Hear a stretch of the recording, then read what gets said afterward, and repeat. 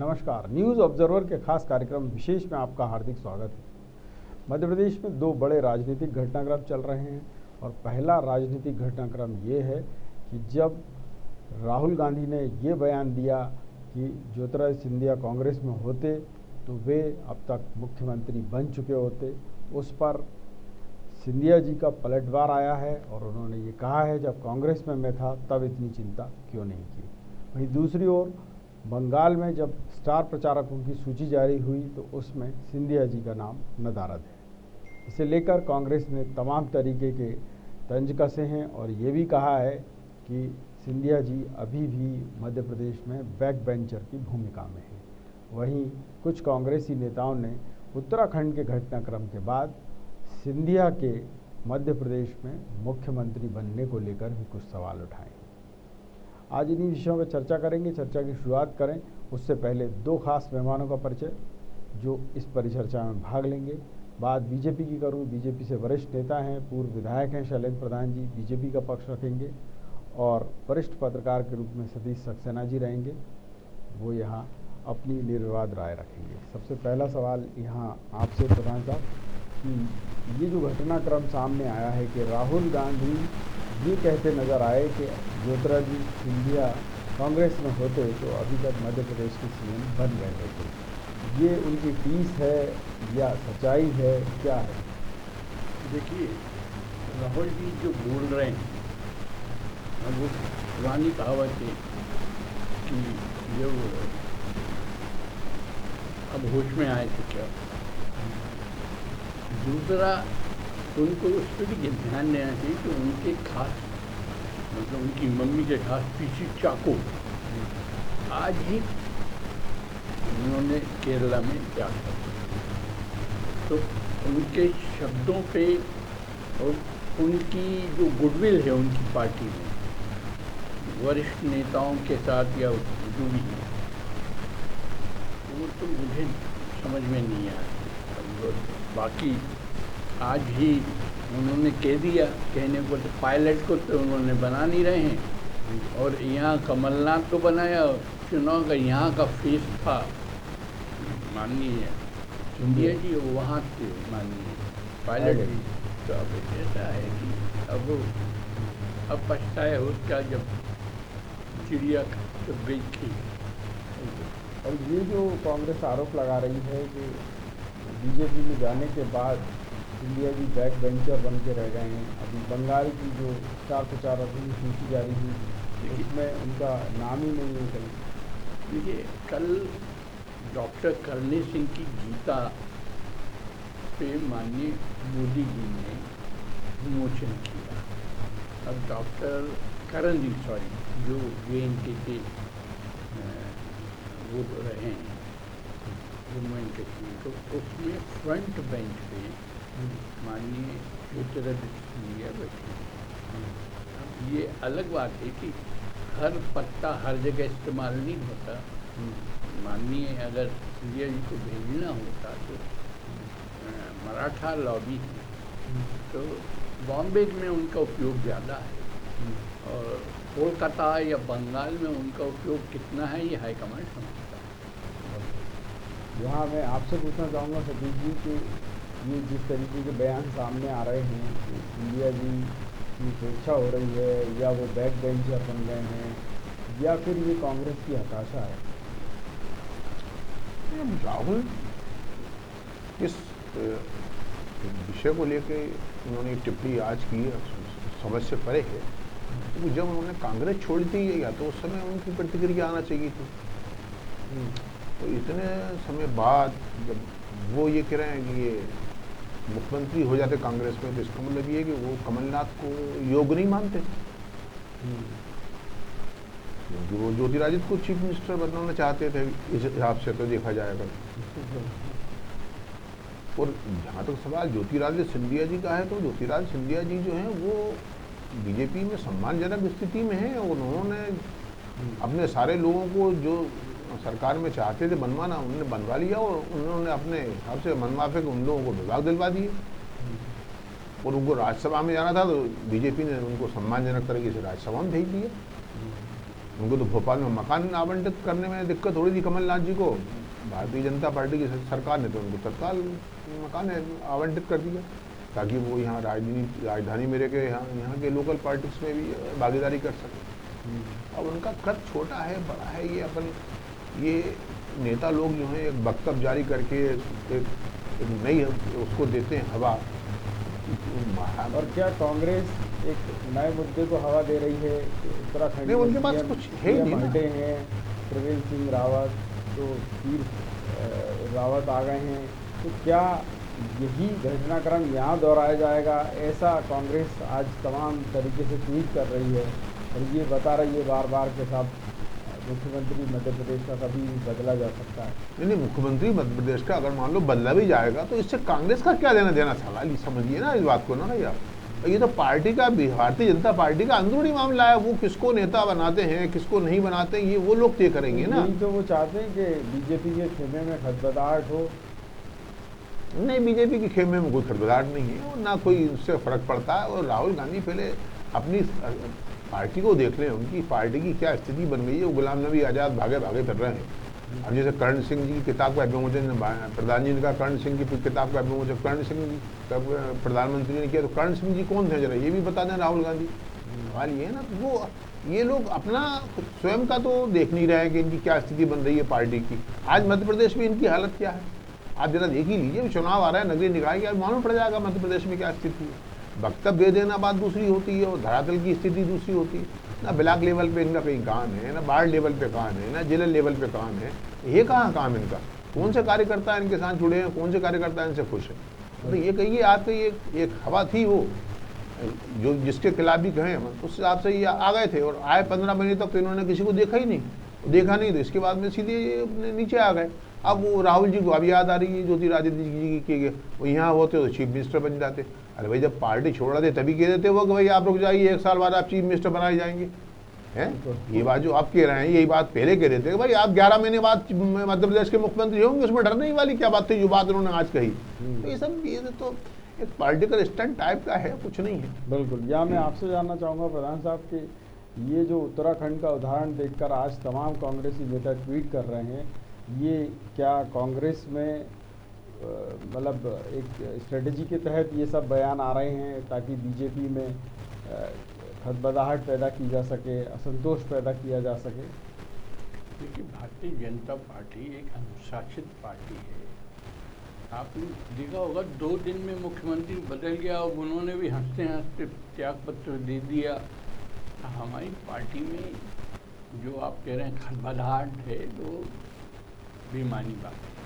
नहीं, कांग्रेस ऐसा मतलब षड्यंत्र या स्ट्रेटजी के तहत काम कर रही है क्या? कांग्रेस में तो खुद ही डॉक्टर गोविंद सिंह के बयानों पे अगर आप गौर करें तो अभी भी अपोजिशन में भी उनको कोई इम्पोर्टेंस नहीं है। 7-8 टर्म का है माननीय विधायक है। पर यहाँ ये बात जो कांग्रेस बार बार उठा रही है, इससे आपको नहीं लगता कि बेवजह की अस्वस्थता फैलती है और जनता में, ब्यूरोक्रेसी में एक अलग ही संदेश जाता है? कांग्रेस के किसी भी अफवाह के कारण भारतीय जनता पार्टी के संगठन में कोई फर्क नहीं होने वाला। और जिसकी पार्टी को निर्णय करना होगा तो 24 घंटे में निर्णय हो जाएगा। बहुत बढ़िया। या सतीश जी, मैं आपसे जानना चाहूँगा कि जो राजनीतिक समीकरण दिन ब दिन बदल रहे हैं, तो क्या मध्य प्रदेश में सत्ता संगठन में कुछ बदलाव के संकेत उत्तराखंड से मिलते हैं क्या? देखिए, जैसे अभी प्रधान जी ने कहा कि ये जो पार्टी है ये केडर बेस्ड पार्टी है। अच्छा, और केडर बेस्ड पार्टी में क्या होता है कि नीचे के लेवल से डिसीजन होता है, ऊपर के लेवल से डिसीजन होता है, दोनों का डिसीजन जो मिलाया जाता है। उन्होंने कहा हाँ साहब अब ये सही है, तो उन्होंने कहा तत्काल बदल दीजिए। आपके सामने उदाहरण बताता हूँ। जैसे मान लीजिए उमा भारती जब चीफ मिनिस्टर बनी और उनसे कहा गया कि आप त्यागपत्र दे दीजिए, और उन्होंने पदयात्रा शुरू कर दी, त्यागपत्र दे के चली गई। बाबूलाल गौर चीफ मिनिस्टर बन गए। बाबूलाल गौर चीफ मिनिस्टर रहे। जब पार्टी ने उनसे कहा कि आप त्यागपत्र दे दीजिए, शिवराज जी बनेंगे, तो उन्होंने त्यागपत्र दे दिया और वो शिवराज जी चीफ मिनिस्टर बन गए। और जब उनसे कहा गया कि आप इनके मंत्रिमंडल में मंत्री बन गए, तो वो चीफ मुख्यमंत्री रहने के बावजूद भी इनके मंत्रिमंडल में मंत्री बन गए।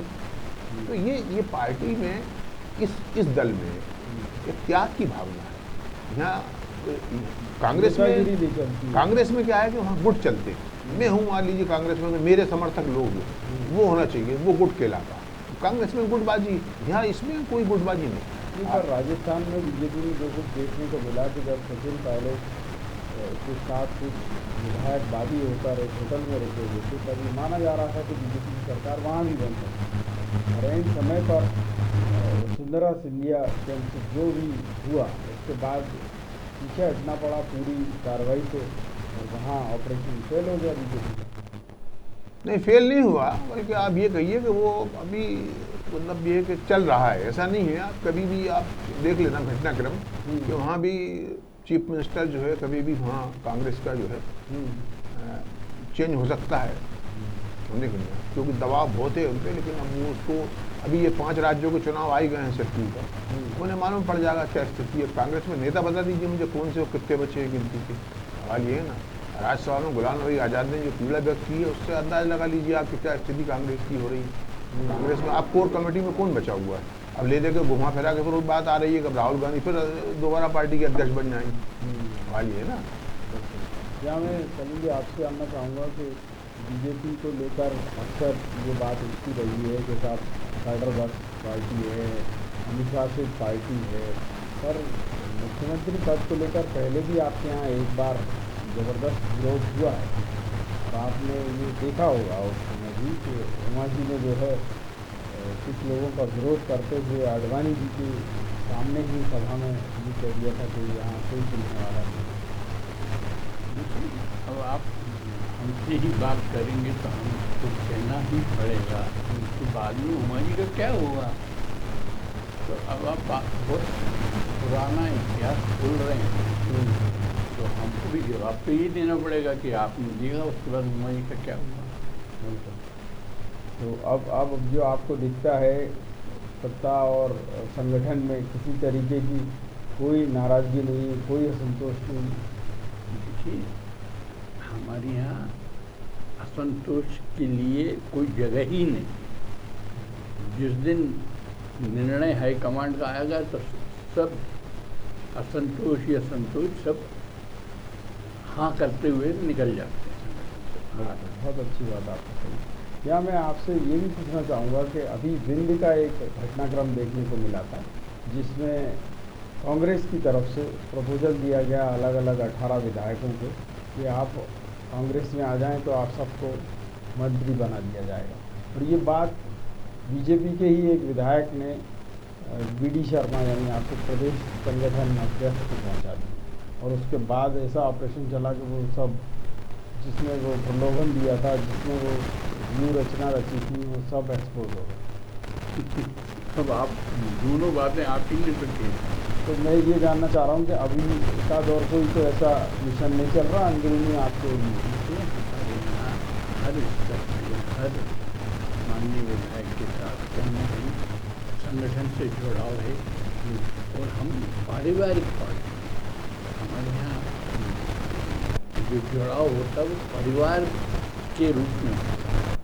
तो इसलिए मुझे लगता है कि ऐसी चीज़ों का कोई उचित तो नहीं। परिवार है, इसीलिए अजय बिश्नोई नाराज़ हैं, अक्सर ट्वीट करते रहते हैं सरकार को लेकर।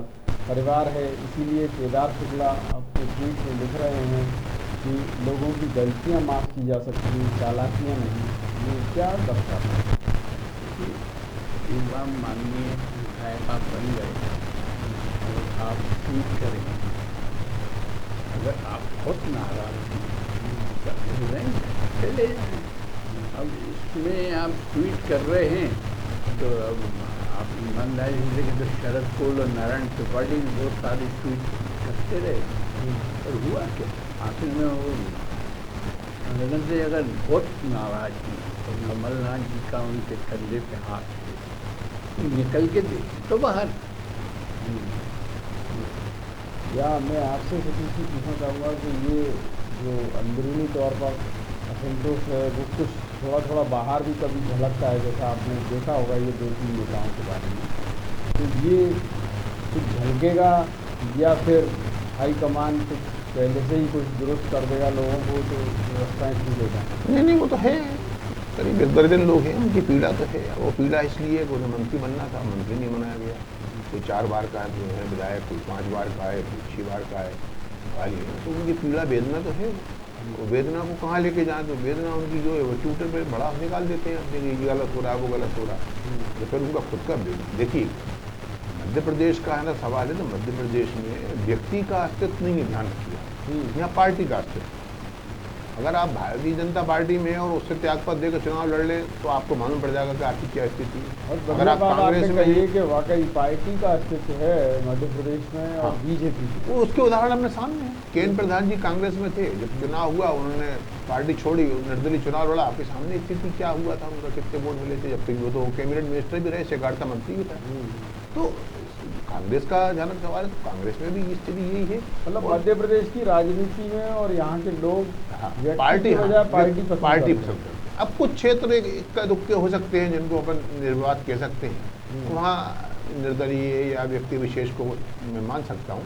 लेकिन मध्य प्रदेश में अभी तक का जो रहा है मिजाज, वो मेरे हिसाब से तो ये रहा है। और पार्टी अभी जो ट्रेंड चेंज होता हुआ मान लें इसको, या और कुछ मान लें कि 22 विधायक सिंधिया जी के साथ कांग्रेस छोड़कर बीजेपी में आए, और वो सब के सब बीजेपी में लगभग 15 के 15 जीत गए। यानी ये सिंधिया का प्रभाव था या पार्टी का प्रभाव था, जिसकी वजह से वोट बहुत ज़्यादा बढ़ भी गए कई इलाकों में? नहीं, दोनों चीज़ का समावेश था इसमें। सिंधिया जी का प्रभाव तो फिर था ही, स्वाभाविक है, लेकिन पार्टी का भी प्रभाव था। लेकिन उस दोनों के मिलन से ये हुआ कि वो जो अंतर जो था उनका जीत का, वो थोड़ा सा बढ़ गया। अब कुछ लोगों की व्यक्तिगत नाराजगी थी कुछ क्षेत्रों में, तो लोग पराजित हो गए, जो भी 2-4 लोग थे। लेकिन सिंधिया जी का अपने आप में इसमें कोई तो राय नहीं है कि उनका अपना कोई, सिंधिया जी का मध्य प्रदेश में की राजनीति में उनका कोई अस्तित्व नहीं है। उनका अस्तित्व है और उन्होंने इसको साबित कर दिया। ये देखिए, मध्य प्रदेश में एक चलती हुई सरकार को, निर्वाचित सरकार को, बहुमत वाली सरकार को एक व्यक्ति जो कि न राज्यसभा का सदस्य है, न लोकसभा का सदस्य है, न असेंबली का सदस्य है, न ग्राम पंचायत का सदस्य है, और वो व्यक्ति जो है उस सरकार को गिरा देता है, इसका मतलब ये कि उसका अस्तित्व तो कहीं है कि नहीं है, उसकी लोकप्रियता है कि नहीं है। और ये जो 22 लोग थे, ये 22 लोग कांग्रेस पार्टी में जरूर थे, लेकिन ये इनकी आस्था और निष्ठा जो थी वो ज्योतिरादित्य सिंधिया जी के साथ, और उनकी आज भी उनके साथ है। कांग्रेस में तो चलिए ये व्यक्तिवादी दृष्टिकोण है, क्या बीजेपी में ऐसा दृष्टिकोण है? ये नहीं है, बीजेपी में तो ऐसा नहीं है, ना हो सकता। बता दूँ आपको, बीजेपी में, और बीजेपी में जो व्यक्ति ने बगावत की और जो बाहर आया सामने, वो उसके बाद उसका हथर देखा अपने, उसको हमने तो उसको हाशिए पे देखा है, चाहे वो राज्य का मामला हो चाहे वो सेंट्रल का मामला। लोमा जी के साथ भी ऐसा ही हुआ था कि लोग निकल के तो 14 लोग बाहर आए थे, पर इस्तीफा इतने भी नहीं दिया था। वही है, और आज उनकी स्थिति बेचारियों को देख लीजिए आप क्या हो रही है। कई नेता ऐसे हैं जिनके अपन नाम नहीं लेना चाहते। तो पार्टी, ये देखिए जो प्रधान जी का जो कहना है केडर बेस, देखिए ये केडर बेस पार्टी है। यहाँ निचले स्तर से कार्यकर्ता को तैयार किया जाता है, उनकी सारी भावनाएं, उनका सारा सम्मान, उनका आदर, उनको आदर्श, सब चीज़ उनको एक तरह से निपुण किया जाता है। वो निपुण करने के बाद जब वो राजनीति में आते हैं तो उनको संगठन में लाया जाता है। अब संगठन में जो व्यक्ति तबके आया होगा तो वो स्वाभाविक रूप से उस संगठन के प्रति जवाबदेह रहेगा। बिल्कुल। क्या लगता है शैलेंद्र जी आपको, बीजेपी सिंधिया जी को अभी तपा रही है, पका रही है, बिल्कुल पक जाए तप जाए, उसके बाद ही कोई बड़ी जिम्मेदारी दी है? देखिए, माननीय सिंधिया जी के आने के बाद कैबिनेट में कोई परिवर्तन हुआ नहीं, सीटें खाली हुई हैं, कुछ लोगों ने त्यागपत्र किया, तो समय आएगा उनको उपयुक्त स्थान दिया जाएगा। और ये जो बात निकल कर आती है कि बीजेपी में व्यक्ति बड़ा नहीं है, पार्टी बड़ी है, तो ये आगे भी परंपरा जारी रहने वाली है या कुछ नए समीकरण भी बन सकते हैं? देखिए, माननीय सतीश जी बड़े वरिष्ठ पत्रकार हैं, और पत्रकार अगर ये बात स्वीकार सकता है तो हम तो पार्टी के कार्यकर्ता हैं, हम तो यही बात कहेंगे। पर अगर कोई न्यूट्रल अंपायर ये बात कहता है तो इसका ज़्यादा सम्मान होना चाहिए। या मैं आपसे पूछना चाहूँगा सक्सेना जी कि जो हालात इस समय दिख रहे हैं कांग्रेस के, कांग्रेस निरंतर दूरबीन लेके बस बीजेपी पर ही निगाह गड़ाए हुए है कि इनके यहाँ क्या हो रहा है, कौन कहाँ जा रहा है, किसको कौन सा पद मिल रहा है। पहले सिंधिया समर्थकों को मंत्री पद मिलने में हो रही देरी या वांछित पद ना मिलने के सवाल कांग्रेस ने उठाए थे। फिर अब वो ये सवाल उठा रही है कि सिंधिया जी को महत्व नहीं मिल रहा, समर्थकों को तो मिल गया। तो ये क्या है, ये एक सोची समझी पॉलिटिक्स के तहत कर रहे हैं या फिर मज़े लेना है इसीलिए ले रहे हैं बस?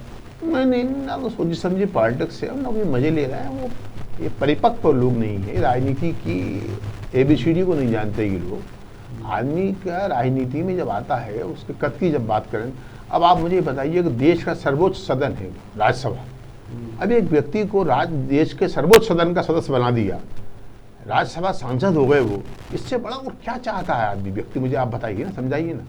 हैं लोग तो ग्राम पंचायत के टिकट के लिए मरे जाते हैं, सरपंच बन जाए, नगर पालिका के चुनाव हो उसमें पार्षद बन जाए। उनके समर्थक ये कहते हैं कि उन्हें या तो केंद्र में मंत्री बनना चाहिए था या प्रदेश में मुख्यमंत्री बनना चाहिए। देखिए ये तो अब ये पार्टी लेवल, देखिए ये तो पार्टी है जिन टर्म्स कंडीशन पे या जिन आधार पे वो उन्होंने भारतीय जनता पार्टी की जो सदस्यता स्वीकार की है, तो उसके आधार पे वो मैं समझता हूँ ज्योतिरादित्य सिंधिया को अगर कहीं कोई वेदना पीड़ा या कुछ उनकी होती तो वो व्यक्त करते, ऐसा नहीं है कि नहीं करते कि भाई मैं हाशिए पर हूँ या मैं पिछड़ा हूँ।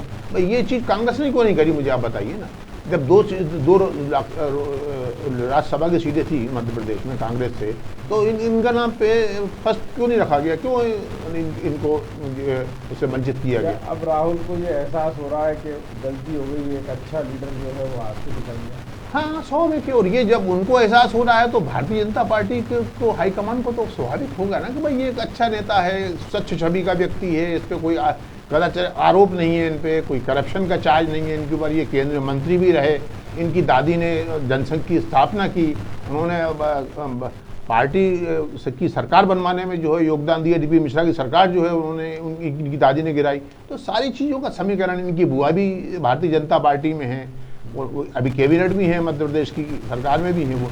तो मैं समझता हूँ कि ऐसा कुछ नहीं है, लेकिन अब क्या है कि अब मुझे कोई काम नहीं है, बेटे बेटा है, मुझे कुछ ना कुछ तो एक छोड़ना है, तो वो उस तरह का कांग्रेस योग बात अब वो अपनी तो देख नहीं रहे, वो उनमें कितने गुट बन गए हैं अब आप देख लीजिए।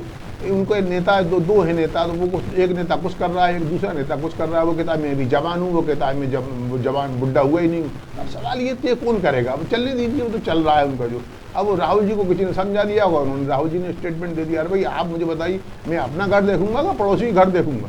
हैं जब ये 11 महीने पहले, साल भर पहले इन्होंने पार्टी छोड़ी, तब राहुल जी कहाँ चले गए थे भाई?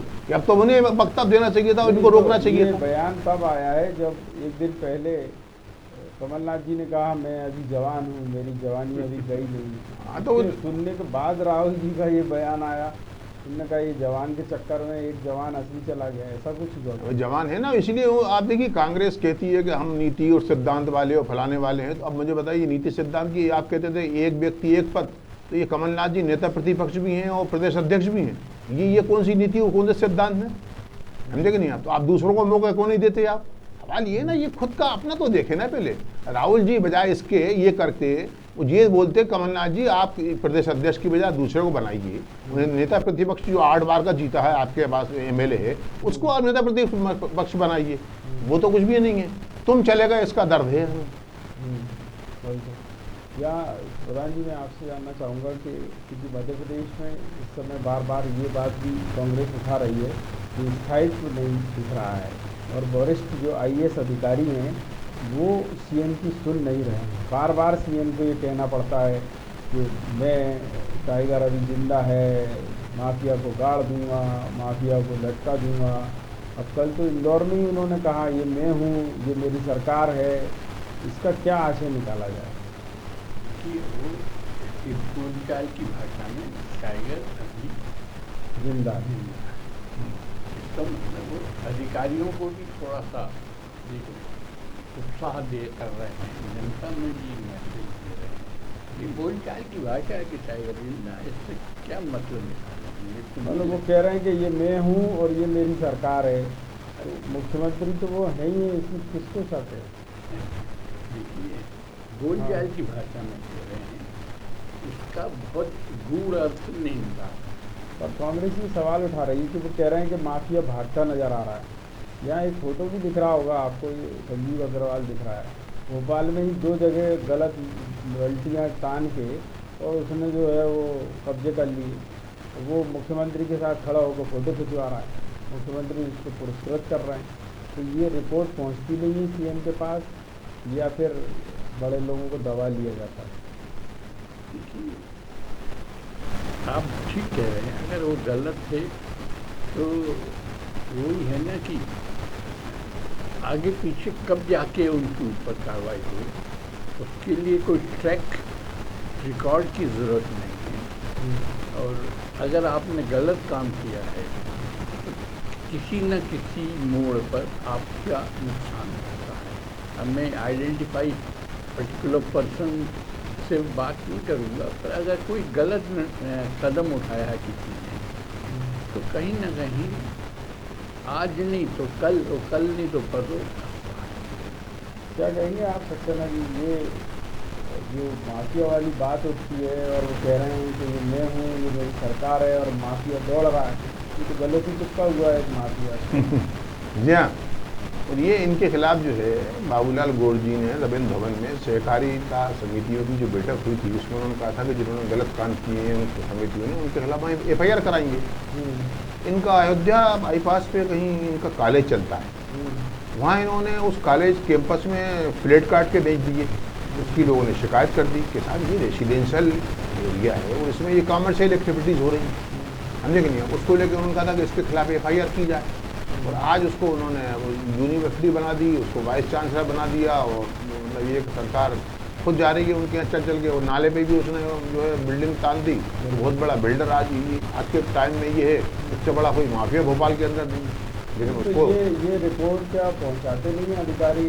सब अधिकारी पहुंचाते हैं, सब क्यों नहीं पहुंचाते आप बताइए। ये वही संजीव अग्रवाल है कि अयोध्या नाले में उसने उल्लंघन कर लिया, हाँ कर लिया, बनाने में। हाँ या कोलार रोड पे नदी में अंदर घुसा के, हाँ कर दिया ना, सबको मालूम है, सब छपा है, सारी बातें हैं, सब शिकायतें की गई हैं। लेकिन अभी ऐसा है कि नगर निगम के अधिकारी मिले हुए हैं, उनको परमिशन मिल जाती है, सारा सिस्टम इन्होंने डेवलप कर रखा है। तो परमिशन भी नहीं मिली। नेता प्रतिपक्ष जब मोहम्मद सहीर रहे तो उन्होंने कंप्लेंट की है इनके खिलाफ लिखित की, तो वो अभी तक जिंदा है कंप्लेंट, अभी भी उसका खात्मा नहीं कटा है। अगर आप ये देखिए ना संरक्षण, ये देखिए ना संरक्षण, इसको वाइस चांसलर बना दिया गया है, एक सेज यूनिवर्सिटी बनी है, इसमें सागर पब्लिक स्कूल खोल रखा है वहाँ साकेत नगर में। सारी बसें इसकी सड़क पे खड़ी रहती हैं, मजाल किसी ट्रैफिक वाले की जो चालान कर दे, और आप हम जरा गाड़ी खड़ी करके देखिए, आप 1 मिनट में आएंगे, टोचिंग करके गाड़ी लेके चले जाएंगे। तो ये माफिया साहब, प्रधान साहब, ये मैं हूँ, ये मेरी सरकार है, और माफिया भाग रहा है कि गले से चिपक रहा है? देखिए, अगर मैंने कहा है कि मैं टाइगर हूँ तो इनको अपनी वो करना पड़ेगी। अगर नहीं करेंगे तो माननीय सचिव जो कह रहे हैं उससे जनता ही स्वीकार नहीं करेगी कि ये टाइगर है। और सबसे बड़ी बात यह कि भारतीय जनता पार्टी की सरकार है, भारतीय जनता पार्टी के पुराने मजे हुए नेता हैं शिवराज जी, तो क्या उन तक ये रिपोर्ट पहुंचती नहीं होगी कि साहब इस तरीके के लोग आपके इर्द गिर्द हैं जो खुद ही इतने महाभ्रष्ट हैं, और उनको आप जो है अपने सामने बुलाकर फोटो खिंचा रहे हैं, या मान लीजिए उनसे मिल रहे हैं और उद्योगपतियों की तरह, उद्योगपति की तरह मिलता है भाई, बताइए आप। एक माफिया क्या शब्द है? माफिया का मतलब यही है कि जो अवैध रूप से बहुमंजिला भवन ताजने चला जा रहा है, लोगों की सरकारी ज़मीनें कबाड़ रहा है, तो उसी को तो माफिया कहते हैं ना। मैं क्या कह रहा हूँ कि जब माननीय मुख्यमंत्री जी ने ठीक कहा है कि टाइगर जिंदा है, तो उनको आइडेंटिफाई करना पड़ेगा, प्रूफ करना पड़ेगा। अगर ऐसे स्कैम जैसा माननीय सचिव जी कह रहे हैं रिकॉर्ड में, तो उनको कार्रवाई तो करनी पड़ेगी। और आपको नहीं लगता कि यहाँ कांग्रेस फ्रंट फुट पर खेल रही है? बिल्कुल। और वो जो आरोप लगा रही है, हालांकि खुद ही कांग्रेस बिगड़ी हुई है, परंतु अगर वो ये आरोप लगा रही तो जनता में तो ये संदेश जाता है कि भाई ये सब दिखाने की बात है, हाथी के दांत है, खाने के और दिखाने के और। देखिए, हाईकमांड हर चीज़ पे नज़र रखता है, और वो सोनार की और एक लोहार की जिस दिन 99 उत्सव हो जाएंगे तो हथौड़ा पड़ जाएगा। बड़े कम नेता हैं जो इतनी सही ढंग से सही समीक्षात्मक टिप्पणियाँ करें। यहाँ सक्सेना जी, अंतिम सवाल आपसे, क्योंकि सीएम नए कलेवर में दिख रहे हैं, नए रूप में दिख रहे हैं, तो सब लोग उनसे आशा करते हैं कि भाई ये ऐसे जो छटे हुए बदमाश हैं, जैसा उन्होंने कहा बब्बू छब्बू तब्बू, तो ये भोपाल में भी दिखाएं थोड़ा सा अपना होना। नहीं साहब, सिर्फ वक्तव्य भी है, तो धरातल पे तो कुछ चीज़ दिख नहीं रही। एक बात समझ लीजिए भाई, धरातल पे कि ये सरकार को नहीं मालूम आप कैसी बात कर रहे हैं। आपके सामने सारी चीज़ें हैं साहब। जहरीली शराब कांड हुआ, पहली बार हुआ, ये कार्रवाई की, वो कार्रवाई करेंगे, सेकंड टाइम में हो गया, फिर कार्रवाई करेंगे। अब उन्होंने कहा यहाँ पकड़ा, वहाँ ये छोड़ा, उसको दे लिया, इसको लिया। ये सवाल, ये सरकार अगर दृढ़ निश्चय कर ले कि हमको माफिया का सफाया करना है, तो कोई ताकत नहीं हो सकती साहब। अच्छा, मुझे ये कहना पड़ेगा कि मैं फला फला हूँ, या प्रधान जी को कहना पड़ा कि मैं प्रधान हूँ, फलाना हूँ, निमका हूँ। उससे भाई आप चीफ मिनिस्टर हैं, आपने शपथ ली है, भाई आप मुख्यमंत्री हैं, आप कहें ना कहें, आप अंडरस्टूड है। अर्जुन सिंह जी ने कभी कहा कि मैं मुख्यमंत्री हूँ, लेकिन अगर उनको लगाम कसना थी अधिकारियों में, तो सबसे पहले चीफ सेक्रेटरी को सस्पेंड कर दिया। काम करने का तरीका होता है, काम करने का तरीका होता है। ये माफिया पनपा कब है, इसका भी तो रिकॉर्ड निकलवा के देख लीजिए। माफिया कितने सालों में पनपा है, और कैसे पनप गया। इंदौर में ही बता रहे हैं, महालक्ष्मी नगर वो जो अवैध कॉलोनी बनी हुई है, वो अग्रवाल एंड फैमिली जो भगे हुए हैं, वो बाबी हैं, वो कौन डाबी हैं, और आप ही कह रहा हो ना भाई, ये कब पनपे हैं, कब इनका हुआ है। उधर प्लाट होगी कि उन्होंने जो प्लाट आवंटित थे सोसाइटी की ओर से होना थे, वहाँ शादी हाल बना लिया, वो इतने दिन चल रहा था। प्रशासन को अब दिखा वो, अब वो कह रहे हैं कि हम शादी हाल डिमोलिश कर दिया और हम ये प्लाट काट के अब दे रहे हैं। तो अधिकारी खुद संलिप्त थे इनके सारे। अब बढ़िया बात आपने कही है। मेरे पास चर्चा का इतना ही समय था।